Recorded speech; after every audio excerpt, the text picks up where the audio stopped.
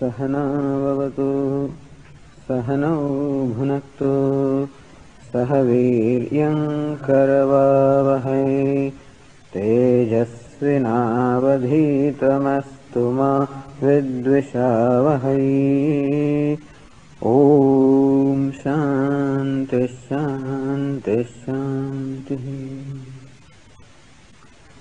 नमः श्री शंकरानंद नमः Shri Shankaranand गुरुपादाम्बुजन्मने गुरुपादाम्बुजन्मने सविलास महामोह सविलास महामोह ग्राहग्रासैककर्मणे ग्राहग्रासैककर्मणे।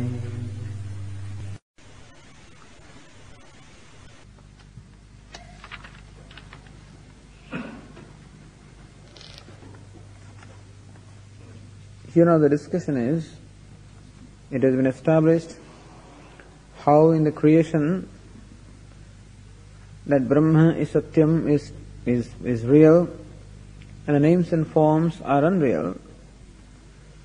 That associated with every name and form, there is this invariable principle of Asti, Bhati and Priyam, that the flower is, the flower shines, the flower is attractive, and thus the Sat, Chit and Ananda is what permeates in every name and form. The names and forms keep on changing, but that an object is, that an object shines, that an object is a focus of love, is agreeable, or is an object of love.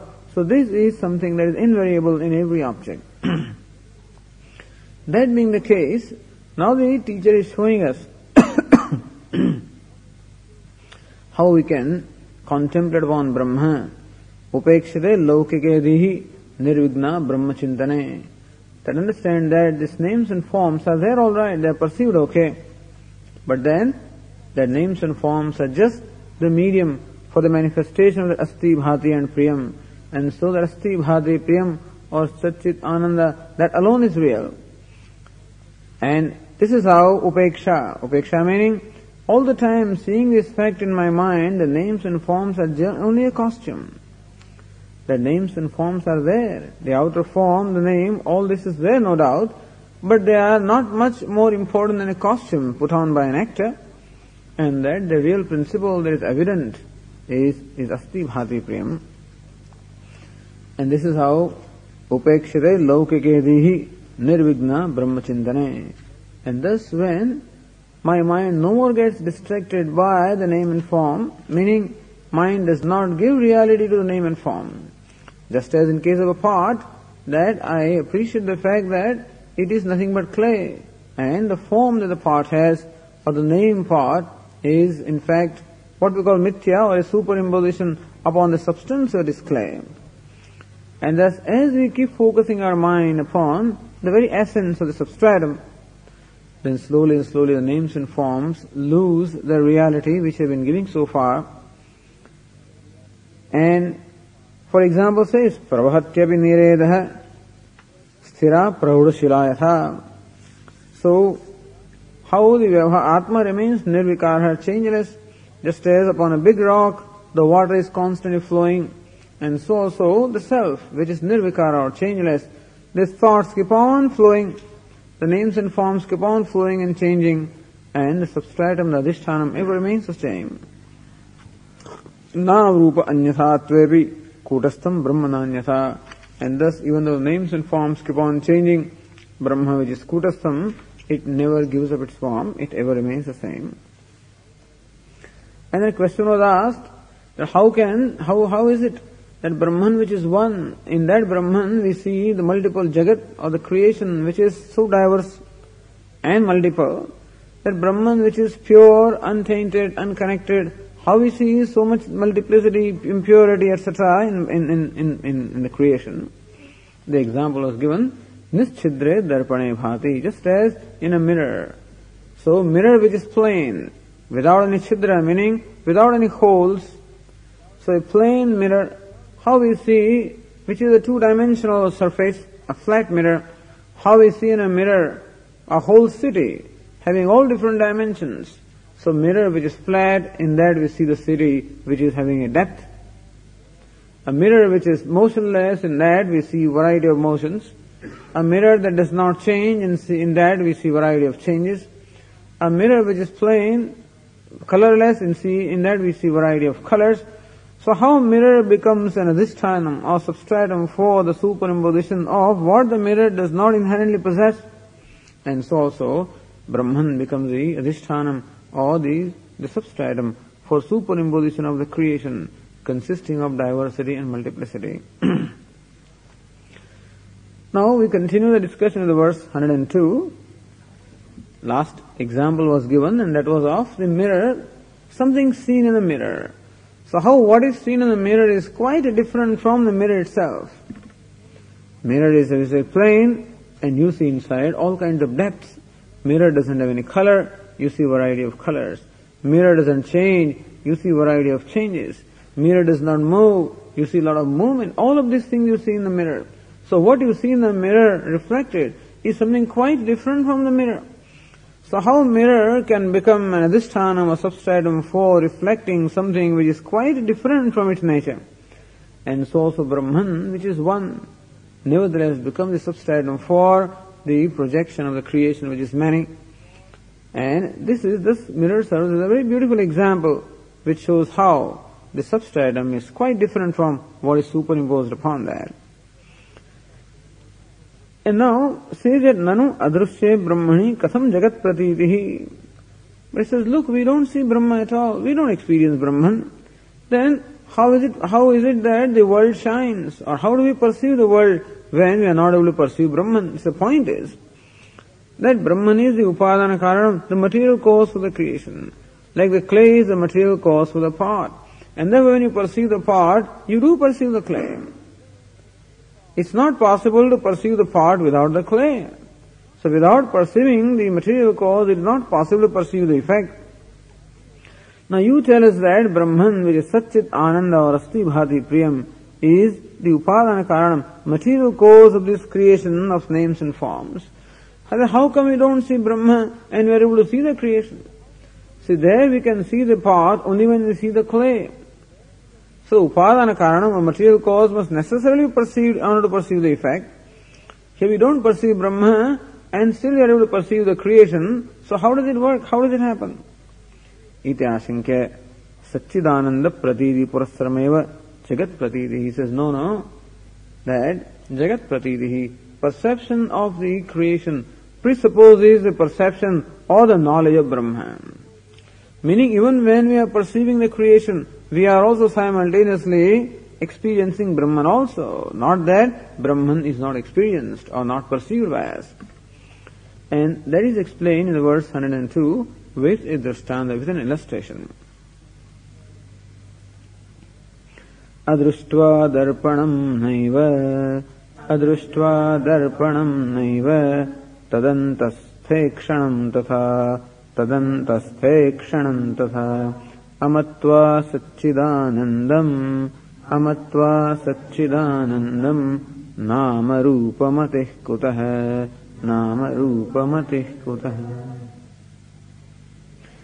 adruštva darpanam naiva tadantastha ikshanam tatha.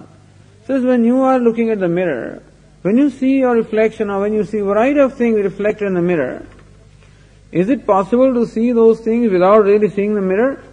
Although you forget the mirror, what happens is, when you're looking at the mirror is forgotten. You get so absorbed with your own face that you don't even realize the presence of the mirror.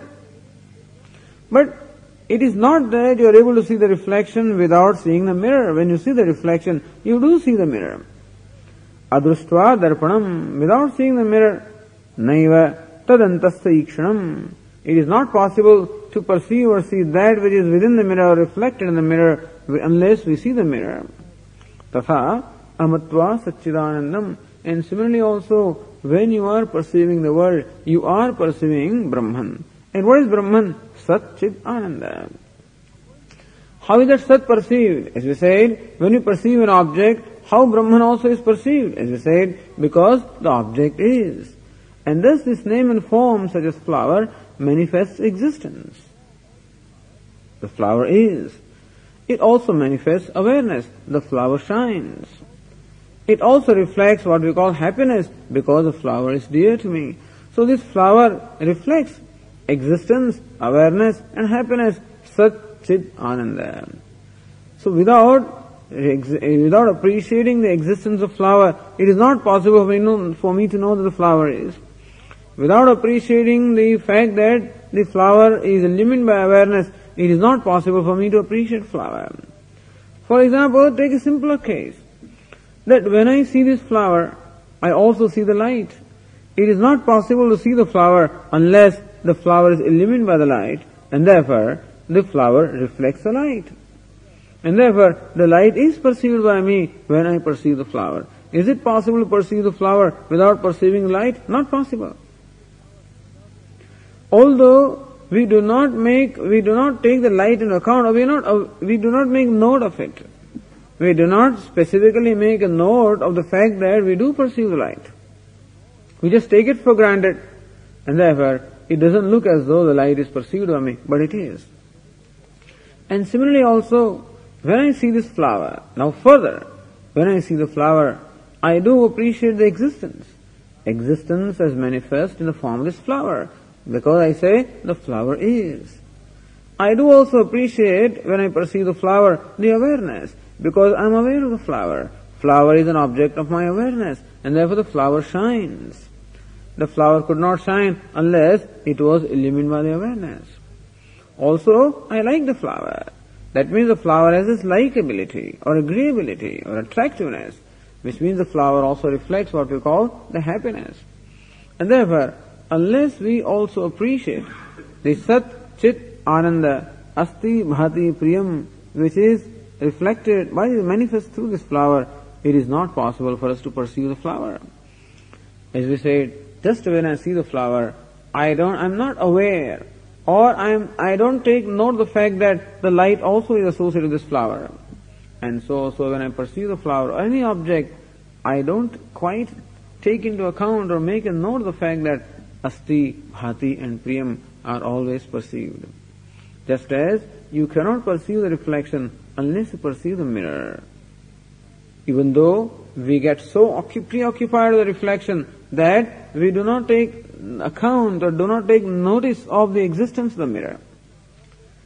Or we get so preoccupied with the flower that we do not take into account the light which illumines this flower. And so in our day-to-day life we get so preoccupied with the names and forms and functions and all the peculiarities of an object that the universal Asti, Bhati and Priyam or Satchit Ananda that is reflected by the object is not noticed by us. Amatva Satchidanandam Nama Rupa Matih Kutaha. How is it possible to have the Nama Rupa Matih? How is it possible to have the perception or knowledge of name and form unless we also have the knowledge of Asti, Bhati, Priyam or Satchit Ananda? And where is that Satchit Ananda? Where is that Satchit Ananda? Is it in the flower? Is it where the flower is? It is. But where exactly is Satchit Ananda? Where is it shining? It is shining as my very self. Except by my mind, the extrovert, directed outward toward an object, name and form, I am not aware of my own existence. But that I exist. Ahamasmi sadabhami kadachit naham apriyaha. I am, I shine, and I never dislike myself. I am always an object of love. And therefore, that Sat, Chit and Ananda, which is really the nature of the self, which is Brahman, upon which the names and forms are superimposed, like the whole dream world that is superimposed upon the dreamer, and so whatever is perceived is indeed superimposed upon the perceiver. And therefore, that perceiver or the witness we are always aware of it.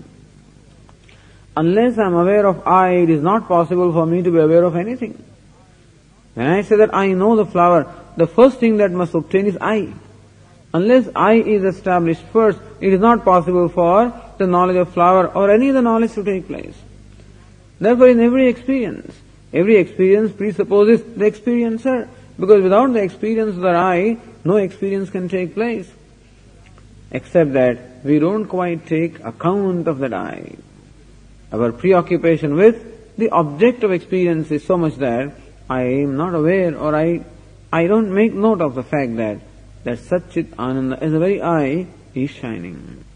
Satchit Ananda, which is Brahman, which is self, shines aparokshataya, as the very self. And the flower or the name and form shines pratyakshataya, as an object of perception. And therefore, both are shining. The flower is shining in reflected light. The self is shining in its own light. Since both are shining, my preoccupation with this reflected light is so much that I am not aware that I, as Satchit Ananda, is shining. But unless the I shines, unless the Satchit Ananda shines, it is not possible for me to be aware of anything. And so, it is not that we do not see Brahma. It is not that we do not experience Brahma, because we always experience the self.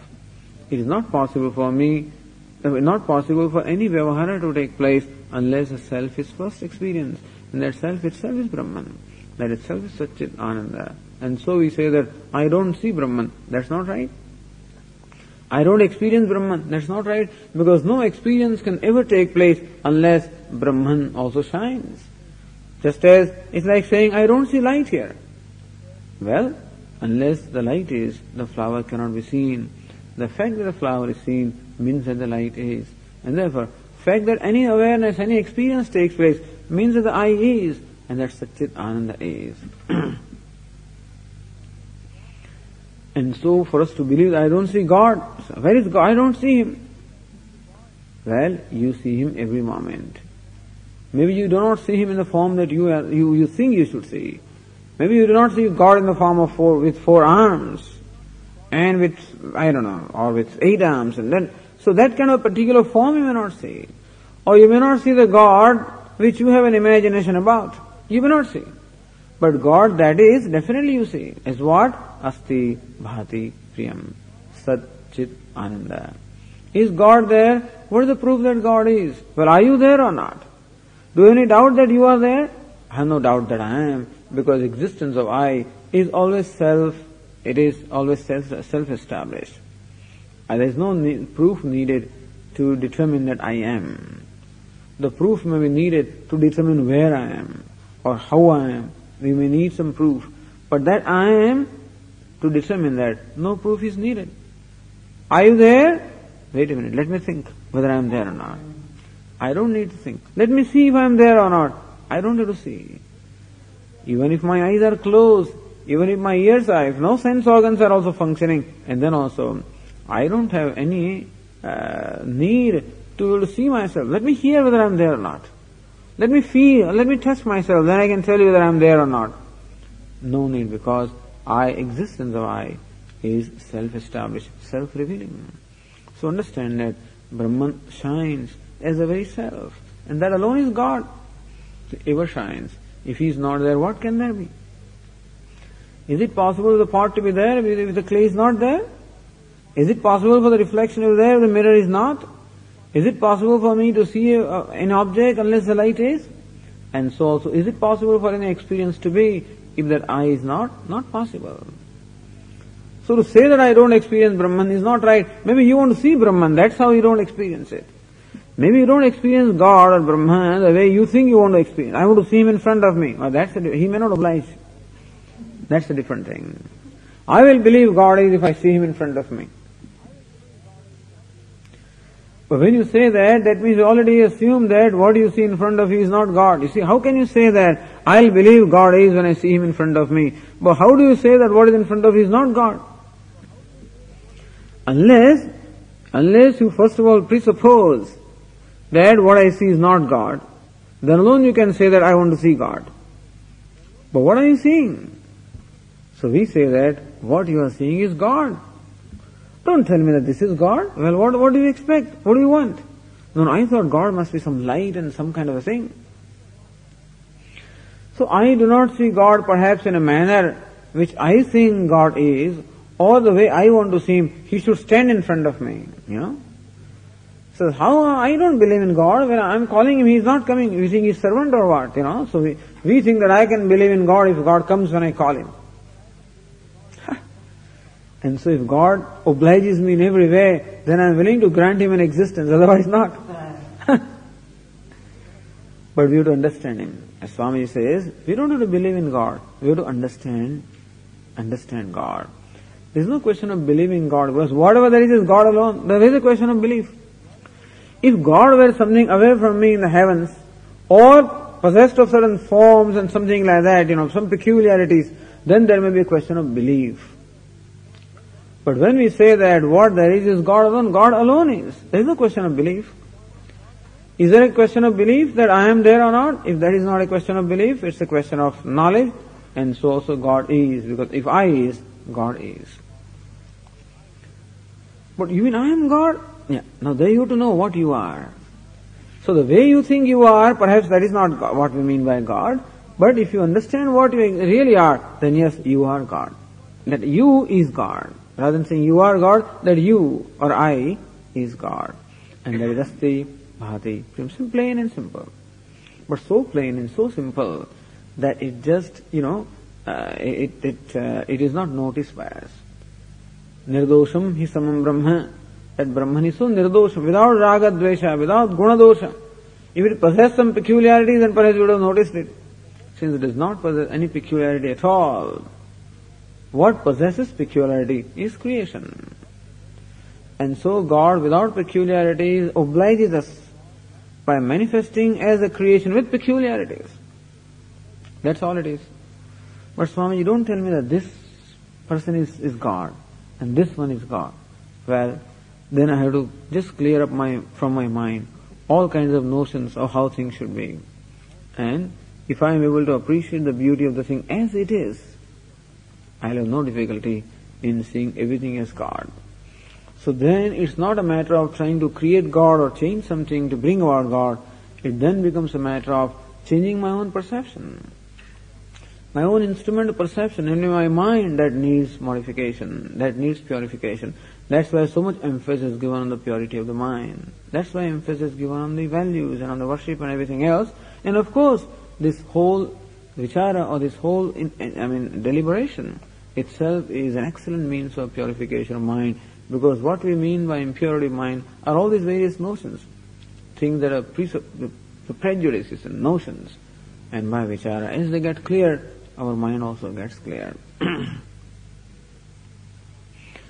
So then next question comes, Nanu nama rupayoho api bhasamanatvat kasam nirvishaya brahma pratitihi.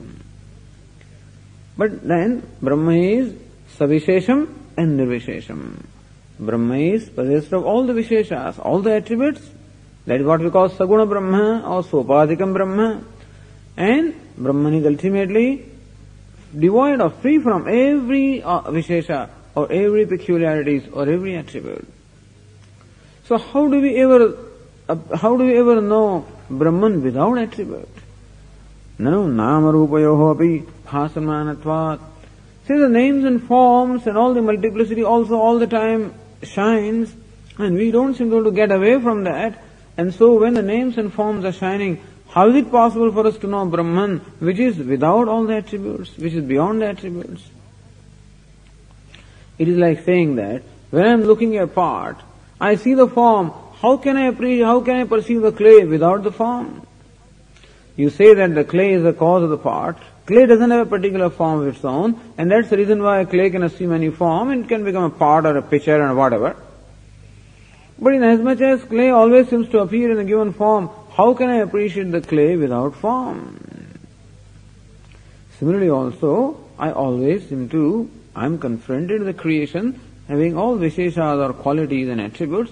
Then, as long as I am perceiving these names and forms so long, how is it possible for me to perceive Brahman or the Self, which is devoid of all the attributes? Iti ashankya tad buddhipayam aha. So upaya, or the method of how can we perceive Brahman without any visheshas or attributes, is given in verse 103. Prasamam satchidanande bhasamane tatavata buddhim niyamya naivordhvam dharaye nama rupayoho.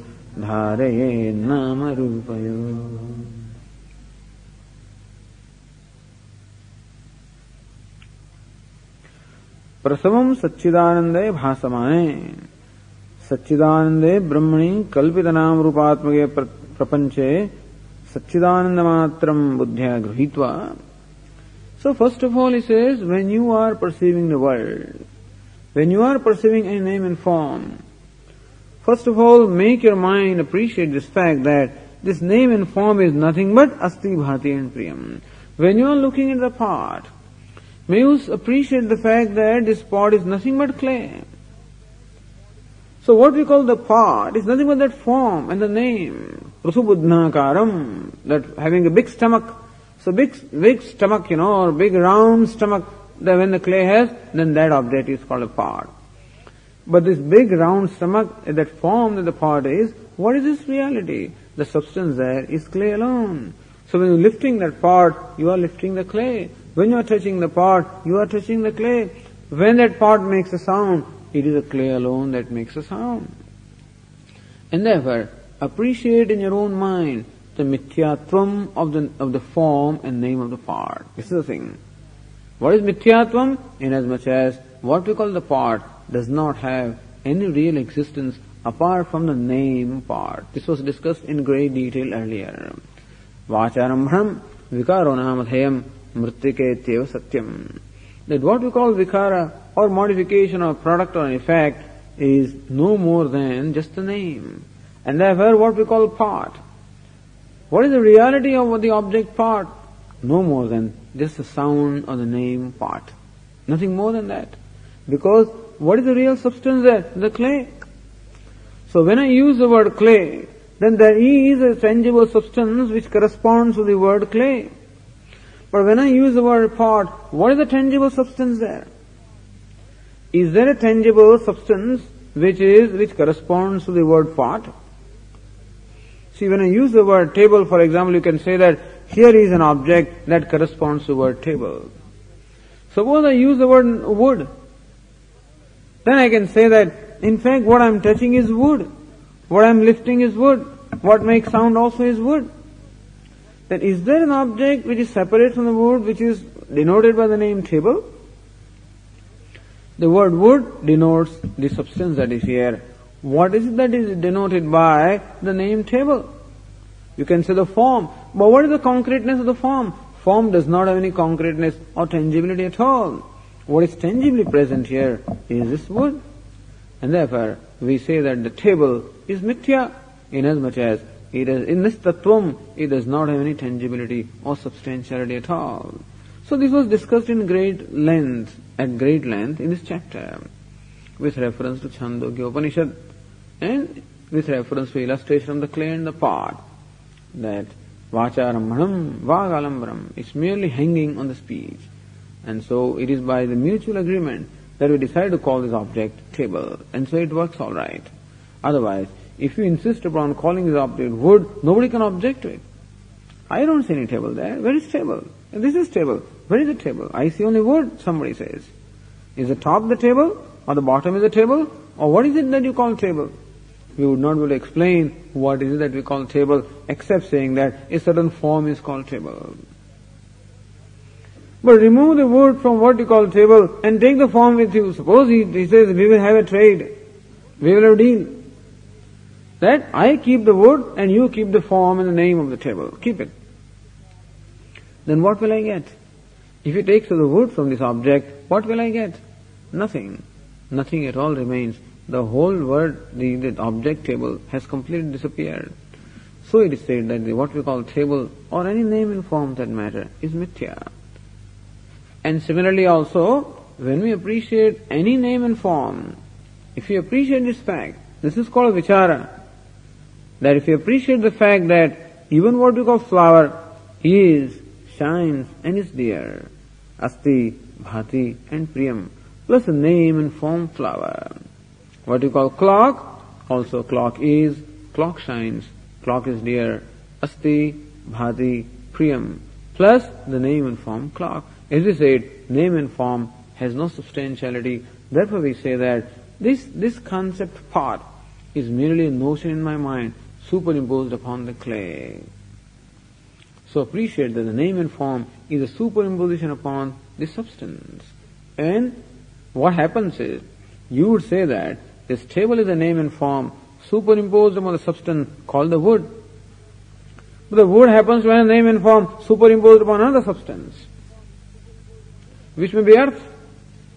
And that happens to another name and form superimposed upon another substance, I don't know, called molecules, which get another name and form superimposed upon another substance called atoms. And thus, when you go into the most fundamental, irreducible substance upon which this is superimposed, you come to plain asti, bhati and priyam, which cannot be reduced further.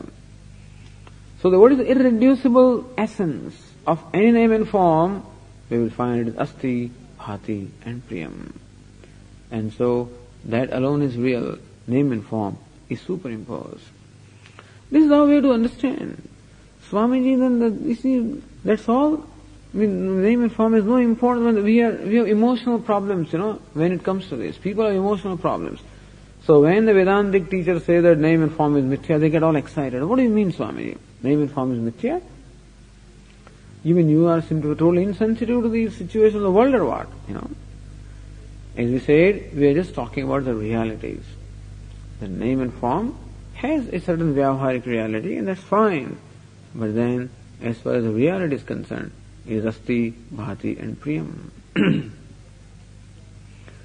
Prasavam satchidanande bhasamane. So to say it earlier, upekshanam rupedve satchidananda tatparaha. Brahmanyete upekshanam rupedve satchidananda dhir bhavet. Just as on a canvas, you have a painting, having variety of things in that, and how the whole painting is nothing but on canvas which is plain, and so also you understand that every name and form is comparable to that painting, superimposed upon the canvas of asti, bhati and priyam. So it requires tuning up of our mind to a different frequency. Just as in order to appreciate that what we call pot is nothing but the clay, it requires tuning up of our mind from the form to the essence. And, oh, but this is such a beautiful pot. Oh no, but there is honey in that pot, and that's all fine. That's all emotional problem, that pot is beautiful. Oh, it is my great-grandfather's pot, and stuff like that. That's all fine about it. And that is okay. But as far as the essence of the pot is concerned, it is nothing but the clay. So it requires that we dislodge our mind from the attachment to the pot that comes because of giving reality to the form and the name. And then we are able to tune up our mind to the clay. That even when the pot is, if you focus your attention on the clay, the pot will disappear from your mind. If you are looking at the ocean, looking at all the waves, then if you seek to focus your mind from the waves to the very substance of the waves, which is water, slowly, in fact, in your own mind, the wave form will disappear and what will remain is water. Look at an ornament and just focus the attention upon what the substance of the ornament, gold. Ultimately the ornament, form and name will not remain, and you can tune up your mind to that gold. And similarly also, when we are able to tune up that mind to asti, bhati and the priyam, then tavata buddhim niyamya, and says, all right, tune up your mind or the buddhi to asti, bhati and priyam by appreciating the fact that the name and form is mithya, is superimposition. The real substance of the reality is asti, bhati or priyam, satchit ananda. Urdhvam nama rupayoho naivadharet. And thereafter, do not let your mind move back to name and form, and that's the way to be able to abide or appreciate Satchit Ananda, which is Nirvishesham, which is then the self. The point is that when the name and form is not there in the mind, that mind is nothing but awareness plus name and form. Just as the outside object, such as a flower, is nothing but existence in a name and form, and so what is a flower thought? A flower thought is nothing but, again, awareness plus a name and form called flower. And so when we recognize that, the thought also arises from that awareness. It remains in awareness and goes back into awareness. So awareness or silence is the essence of the thought. Then the thought drops and what remains is silence. So silence does not have any peculiarities or any attributes at all. And that's the way that to appreciate. That's the reason why In the meditation that Swamiji teaches, asks you to chant, they repeat Om Namah Shivaya, Om Namah Shivaya, Om Namah Shivaya. Says then, okay, become aware of the silence between the two mantras. Om Namah Shivaya, silence. Om Namah Shivaya, silence. Om Namah Shivaya, silence. Then slowly and slowly now shift the focus from Om Namah Shivaya to the silence. Then you say silence, Om Namah Shivaya. Silence, Om Namah Shivaya. Silence, Om Namah Shivaya. As the mind gets tuned up to the silence, that Om Namah Shivaya even may stop, may drop, and what remains is silence. Because of the appreciation of the fact that Om Namah Shivaya is a sound that arises from silence, it remains in silence, it merges back into silence, and therefore the essence of that thought is nothing but the silence or the awareness. So when this appreciation is there, how that thought also drops, and what remains is silence or awareness. That's the way, and that awareness I am. Even that silence is also not the state of mind, but I am the observer, the witness of silence. He is the silence. So from the name and form to the content of the name and form to the very self. And this is the way of appreciation of Nirvishesham Brahma. That's exactly what the author says here. Prasamam Satchidanande Bhasamane. Thus when you shift the focus from the name and form to the Satchit Ananda. Atha tavata buddhim niyamya Satchidanande Brahmani Kalpinam Rupatmake Prapanche Satchidananda Matram Buddhya Gruhitva. Meaning focusing your mind into Satchidananda Nam Rupayoho Buddhim Nadharayet, and then do not allow then, or do not let the buddhi go back, or if it goes back to name and form, bring it back again to the essence, Asti Bhati Priyam. That's what Lord Krishna says. Atma samsam manah krutva na kinchidapi chintayet. Sankalpa prabhavan kraman tyaktva sarvan asheshatah manasa ivendriya gramam viniyamya samantatah shanai shanai ruparamed buddhya dhriti grihitaya atma samsam manah krutva na kinchidapi chintayet. Sankalpa prabhavan kaman tyaktva sarvan asheshatah. First of all, giving up all the desires that are arising in the mind. Because all the desires are born of sankalpa, that I am incomplete, or I am a desirer, that sankalpa alone brings variety of desires, give them up by recognizing the fact that self is complete, and therefore the desire is no need at all. Manasevendriya gramam viniyamya samantatah, and slowly controlling the sense organs by the mind and withdrawing the activity of the sense organs, making them centered upon the mind, and thus folding up the activities of the mind, shanahi shanahi uparamed, slowly fold up the activities of the mind, buddhya dhriti grihitaya, with the help of the buddhi, viveka buddhi, atma samstam manah krutva, and thus when the mind ultimately abides in the self, by the manner that we said, the method that we said is that first you withdraw your mind from the preoccupation of the objects and sense objects to the body. So let the mind be engaged in the thoughts of the body. From toe to the tip, massage mentally, just go over the body and let the mind be absorbed in the thought of the body. It becomes free from the thoughts of the world. And then as the mind has become quiet, let the mind observe the breathing, next step. So then the breathing is somewhat subtler than the body. Mind becomes aware of that. And then slowly then engage the mind into thoughts, into what we call japa, Om Namah Shivaya or whatever. So again then the mind now becomes aware of this japa. And then slowly shift the mind's attention to the silence. And from the silence, shift it to the very self. So from the world to the body to the breath, from the breath to the mantra, from mantra to the silence, from the silence to the witness with the silence. Shanaihi uparamed. Slowly and slowly thus withdraw your mind or fold up the mind, making centered upon the self. Atma samstam manah krutva na kinchidapi chintayet.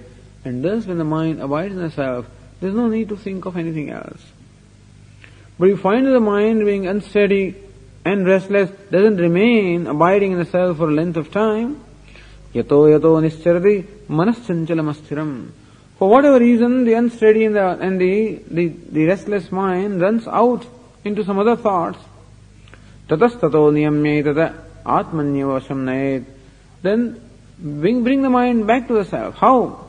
Suppose the mind starts thinking of a flower, then let the mind see that flower also is nothing but asti, bhati and priyam. Suppose the mind starts thinking of a person, again make the mind see person also is asti, bhati and priyam. And so the mind that wanders into the name and form, again bring it back to the asti, bhati, priyam. So this is a method that is of course discussed in this text also. The author just again brings it back to our memory that buddhim tavata buddhim niyamya naiva urdhvam dharayet nama rupayoho, and thus having focused the buddhi of the mind upon the self, nama rupayoho naiva urdhvam, thereafter let buddhi not get distracted to the name and form. It gets distracted, again bring it back. This is abhyasa and vairagya. Vairagya meaning dispassion towards the name and form, and abhyasa bring the mind back again and again toward the self. This was discussed in the 11th chapter, in the chapter called Yogananda. Phalitamaha, and as a result, so what is phalitam? What is the end result? That is said in the verse 104. Evam cha nirjagad brahma, evam cha nirjagad brahma, Satchidananda Lakshanam, Satchidananda Lakshanam, Advaitananda etasmin, Advaitananda etasmin, Vishramyantu janaschiram, Vishramyantu janaschiram. Evam cha sati, and when this happens, Nirjagad Brahma, Satchidananda Lakshanam Bhavati. Then Nirjagat Brahman, Brahman which is devoid of Jagat, meaning name and form. What we call Jagat or the creation is nothing but name and form.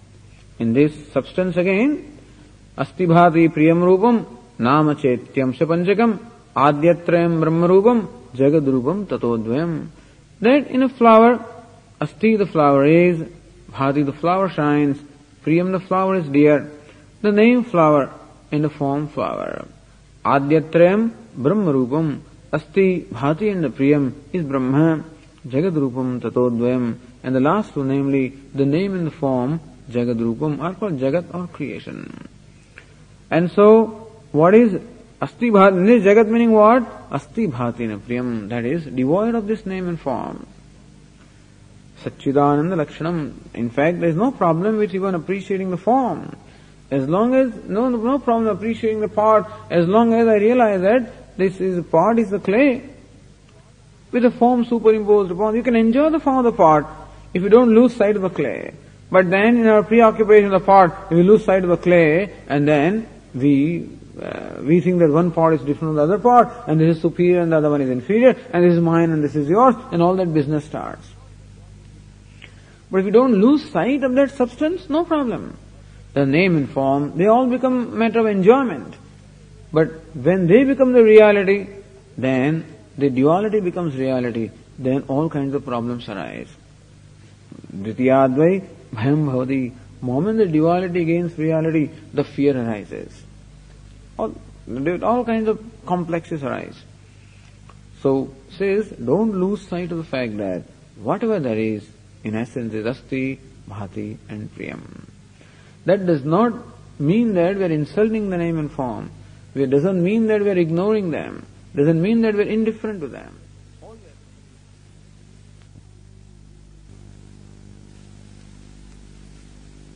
Appreciate the Asti, Bhati, Priyam. And also appreciate the reality of name and form as that one of superimposition, and the reality of Asti, Bhati, Priyam as one of Adhishthanam, substratum. So when that appreciation is there, as it was said, the wise man also, for the sake of Vyavahara, identifies the name and form that the personality is, but that is just an identification accepted for the sake of Vyavahara. Just as an actor also identifies his role and performs his Vyavahara. So in fact, the presence of name and form is not an obstacle to Brahman. Because name and form means Brahma must be there. The pot is there means the clay must be there, because without the clay the pot cannot be. And so also name and form, nothing can be unless asti bhati priyam is. And therefore, no problem. Yatra yatra manoyadi tatra tatra samadhaya, says Drugdrisha Vivekam. Dehabhimane galide vijñāte paramatmani yatra yatra manoyadi tatra tatra samadhaya. Dehabhimane galide.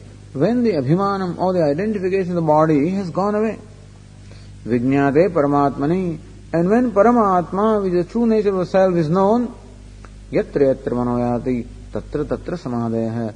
Wherever the mind goes, there is a samadhi. Samadhi doesn't mean that mind has to be withdrawn or something, because then wise man appreciates that whatever there is Paramatma alone. And so wherever the mind goes, he doesn't fail to appreciate the Paramatma, asti bhati priyam, which is self. So then there is no need to withdraw the mind. But until then, as long as the mind is liable to be distracted by the presence of name and form, so long there is a need to perform that abhyasa of withdrawing the mind or seeing again and again the reality of asti bhati priyam, and again the mithyatva of the name and form. That practice is needed. You said earlier that practice is needed for a long time, because our emotions come up again and again. Still the built-in some residual reactions again and again come up and give reality to this body, or give reality to the name and form. And when we find that, again the abhyasa. So dirghakala, nairantarya and satkara sevitaha. For a long time, constantly and with commitment, this practice is needed. But phalitam, as a result of that practice, no effort is needed ultimately. So that's what the author says here. Evam cha nirjagat brahma satchidananda lakshanam. Evam cha, in this manner, Brahman, which is nirjagat, devoid of jagat or devoid of name and form, the attributes. And what is its nature? Satchidananda lakshanam, nature of Satchidananda. Advaitananda etasmin vishramyantu janashiram. So the author here gives this benediction. Etasmin advaitananda. In this Advaita Ananda, the whole chapter started with the question that you say that Atma is of the nature of Ananda. But Atma is one among many things. Atmas are also of many kinds. Even I call my son as the Atma self. The body also is called the self. The ego also is called the self. So when there are so many self, that means that there is a duality. And then there again Atma is there, and Anatma also is there, the self is there, and the non-self is there. So when all these dualities are there, then even if Atma is the nature of Ananda, it's just one of the many entities. How do you establish the non-duality of the self or non-duality of Ananda? So with that question, the whole chapter began. And the author said right away that what you call the son, or the body, or the ego, or the whole creation, all of this is nothing but a manifestation of Ananda. Self is truly of the nature of Ananda. And as Taittiriya Upanishad says, the whole universe is created from Ananda, is sustained by Ananda, goes back into Ananda. And thus the universe is nothing but the vibhuti, or the vilasa, or the play of Ananda itself. It is to be recognized. And when that is recognized, then Ananda becomes Advitiya. How can you say, when I see the whole world before me, how can you say, when duality is a matter of my experience, concrete experience, how can you say that non-duality is real? It was said, how hundreds, thousands of parts may be perceived by me, and still one clay is a reality. How one clay informs all these various parts. Why is it so? Because vacharambham vikaro namdhyam. What we call part is vikara or a modification superimposed upon the substance called the clay, and therefore the manyness of the part does not in any way contradict the non-manyness of clay. And so also the manyness of the name and form does not in any way contradict, does not in any way displace or change the non-duality of Brahman. And thus that is the whole chapter. How names and forms are superimposed upon Brahman. Brahma is the upadana karanam, the material cause. That's how in Chandogya Upanishad the pratigna was. The proposition was ekasmin vijñāde sarvam vijñātam bhavati. How when one thing is known, everything is as well known? How is it possible that by knowing one that you know everything? Just as by knowing one clod of earth, how everything that is made of earth is as well known. Or by knowing one particle of gold, how everything made of gold is as well known. And similarly also by knowing Brahman. So by knowing what we call the Upadana Karanam or the material cause, the effects are as well known. And similarly also by knowing Brahma, which is the material cause, the creation, the effect is as well known. But how can you say that by knowing the clay you know the pot?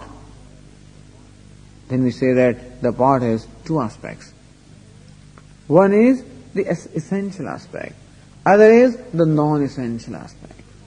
What is the essential aspect of the pot? The clay is the essential aspect of the pot. What is the non-essential aspect?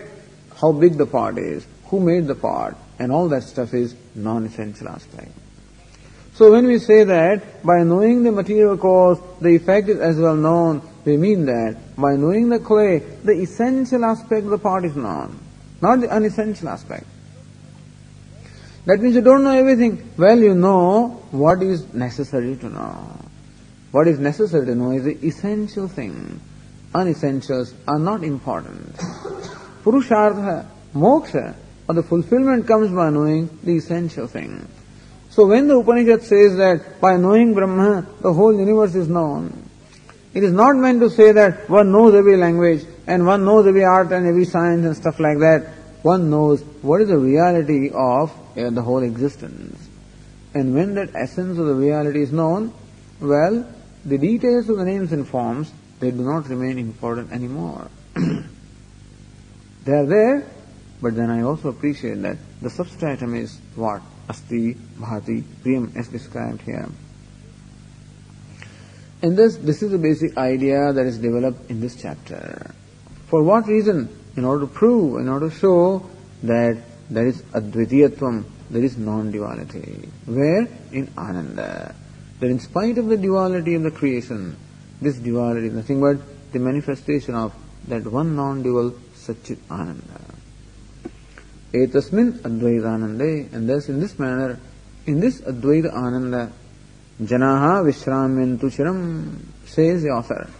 Janaha, the people, the seekers, Chiram Vishramyantu, may they ever abide in Brahman, which is Advaitananda. So here, in this chapter, the teacher, as we said, established the Advitiyatvam, or the non-duality of Ananda. The non-duality of Ananda.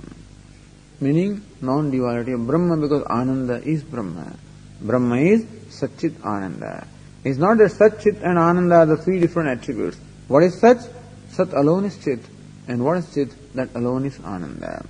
So Brahma is of the nature of Ananda. And that alone is. That's why Swami says that it's not that we believe in one God. We believe in the only God. Not that there is one God who is perhaps separate from the universe someplace, who will be the creator, the nimitta karanam. But we say that God or Brahman is the abhinna nimitta upadana karanam. He is both the creator as well as the creation. And so it is not one God in whom we believe in the only God. Only God is only Brahman, only Asti Bhati Priyam, only Ananda. And this is Advaita Ananda. Then I am also Ananda. Everything is Ananda. Advaita Ananda, Janaha Chiram Vishramyantu. And thus in this manner, shifting the focus from the name and form, the unessential, to the Asti Bhati Priyam, the essential, may the seekers recognize the non-duality of the Asti Bhati Priyam, which is the very self, and may they abide in that which is of the nature of Ananda. And having said this, in the verse 105, this whole chapter is concluded. Idanim adhyayartham upasamharati. Now, the whole artha, or the whole tatparya, the purport of this subject matter of this chapter is being summarized or concluded in the verse 105. Brahmanandabhidhe granthe, Brahmanandabhidhe granthe, Trutiyodhyaya iritah, Trutiyodhyaya iritah, Advaitananda eva syat, Advaitananda eva syat Jagan mithyatva chintaya Jagan mithyatva chintaya. Brahmananda Bhide Granthe. In this Grantha, in this particular chapter, the whole section of these 5 chapters is called Brahmananda. So in this section of the text called Brahmananda, Trutiyah Adhyayah Iritah, we have now stated the 3rd chapter. What is it called? Advaitananda. So 3rd chapter called Advaitananda has thus been described. And what is it that you said in this 3rd chapter? Says here, Advaitananda eva syat Jagan mithya. 3rd is also 13th chapter. 3rd is reference to the Ananda. 13th is reference to the entire text. Advaitananda eva syat Jagan mithyatva chintaya. Jagan mithyatva chintaya. The emphasis in this chapter has been placed on Jagan mithyatva chinta. Chinta means deliberation upon Jagan mithya, Jagatah mithyatvam, upon the mithyatvam or the unreality of Jagat. And what is Jagat? Nama Rupatmakam Jagat. Jagat means the name and form. So that the universe or the creation consisting of names and forms is mithya. More and more we dwell upon that, more and more the attachments and aversions which are there for the name and form will slowly go. The more reality given to a thing, more attachment or aversion is going to be towards that. And when I recognize that the names and forms are mithya, then all the attachments and aversions for them will slowly vanish. And the mind will be able to tune up to the essence which is Asti Bhadi Priyam or Satchidananda or Advaita Ananda. Advaita Ananda eva syat. So by the deliberation upon the mithyatvam of the creation, what remains is Advaita Ananda. And that has been the whole purpose or the purport of this chapter, is to enable the student or the seeker to appreciate the Ananda or the happiness with Advaita, which is non-dual. Meaning that alone is. All there is in the creation is happiness. Unbelievable. You can't believe that what there is in the universe is a happiness. Don't tell me, Swamiji.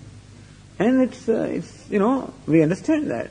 Because there's a lot of bitterness in the people. Because their experiences in life, a lot of anger and bitterness is there. And even when somebody says it, you react to that. So when we say the name and form is mithya, people react to that. What do you mean by that? How can you say that? Or when it is said that all there is Ananda, happiness alone. From the Ananda, the whole universe is born. By the Ananda, it is sustained. Unto Ananda, it goes back. Even this creates tremendous dukkha. Even the very statement that everything is happiness creates such an amount of reaction and anger and grief.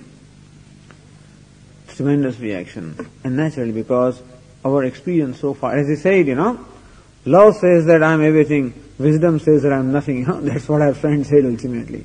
And so I can't believe this is. How can you believe when there is so much of pain and grief in this creation? How can you say that all there is in the universe is Ananda alone? But the reality of the universe is nothing but Ananda. And as we say, there may be a lot of storm on the surface of the ocean. And still the reality of the ocean is that it is deep, profound, silent ocean. That silence is undisturbed by all the storms on the surface. And so also all the storms that we see are on the surface. But in the depth of the surface, there is a profound truth which is the nature of Ananda. Advaitananda eva syat Jagan mithyatva chintaya. And thus by deliberation upon the mithyatvam, the unreality of Jagat, what remains for this disciple, for this seeker, is Advaitananda eva. And this has been the thrust of the whole chapter. Iti Srimad Paramahamsa Parivrajakacarya Srimad Vidyaranya Munda Virechite Brahmanande Advaitanando Nama Trutiyodhyaya. And in this manner, in the section called Brahmananda, which is composed by Srimad Paramahamsa Parivrajakacarya Sri Vidyaranya Swami, who has composed the Paṃcadaśī and who composed the last section called the Brahmananda, in that the 3rd chapter entitled Advaitananda has been thus concluded. Om. Om Purnamadah Purnamidam Purnat Purnamudachyate Purnasya Purnamadaya Purnameva Vashishyate.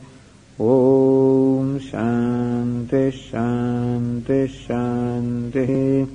Shankaram Shankaracharyam Keshavam Badarayanam Sutra Bhashya Krutau Vande Bhagavantau Punah Punah.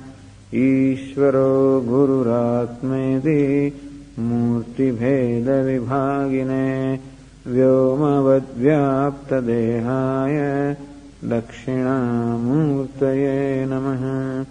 Om Shanti Shanti Shanti. Hari Om Shri Gurubhyo Namaha.